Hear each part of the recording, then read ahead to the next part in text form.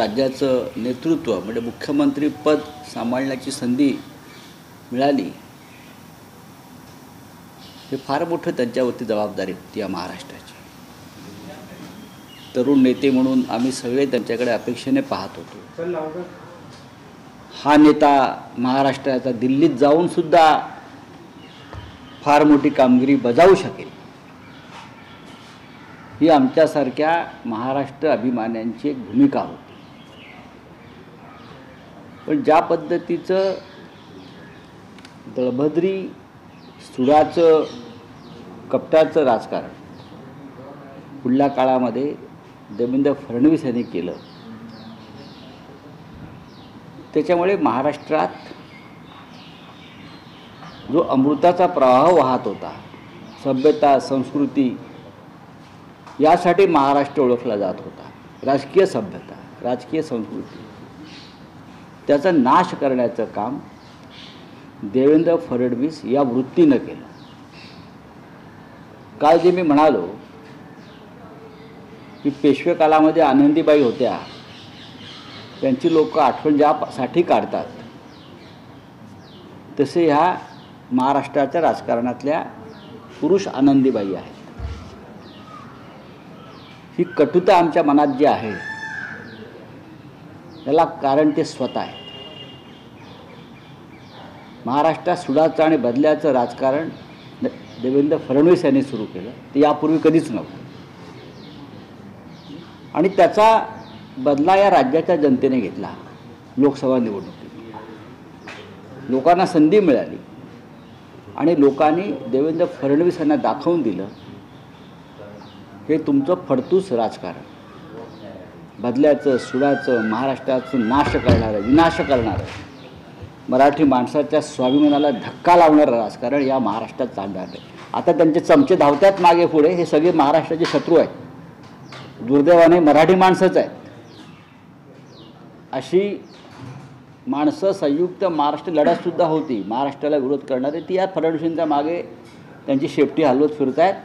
मी अत्यंत कटुतेने बोलतो आहे.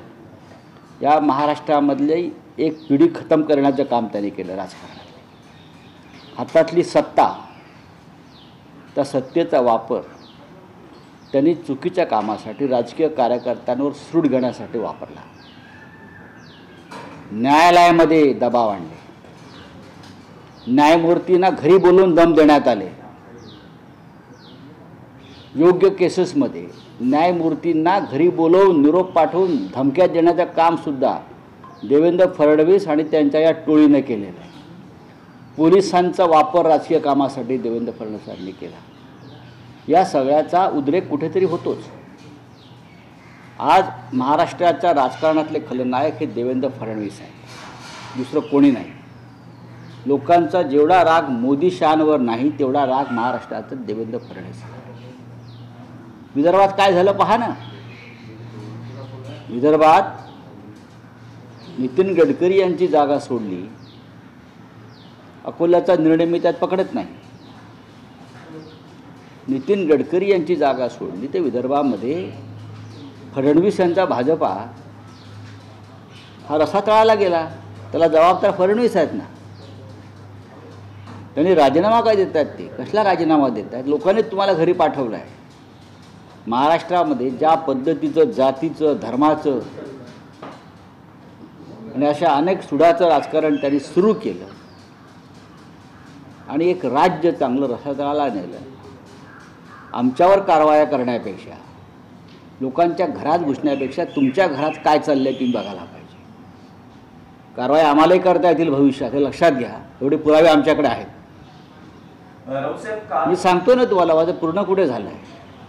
आमची जी खतखत आहे ती समजून घ्या सगळ्यांची. जाऊन भेटा तुम्ही नवाब मलिक यांना, अनिल देशमुख यांना, इतर अनेक कार्यकर्ते तुरुंगात आहेत. मुंबई महानगरपालिकेत ज्या प्रकारे खोट्या कारवाया त्यांनी करायला लावल्या आणि अनेक चांगले कार्यकर्ते, काम करणारे सामाजिक कार्यकर्त्यांना, महापालिका अधिकाऱ्यांना त्रास दिला, छळ केला कुटुंबांचा सगळ्यांचा, ही का राज्य करण्याची पद्धत झाली. म्हणून तुमच्यावर रडण्याची वेळ या राज्यानं आणलेली आहे. आणि ही सुरुवात आहे.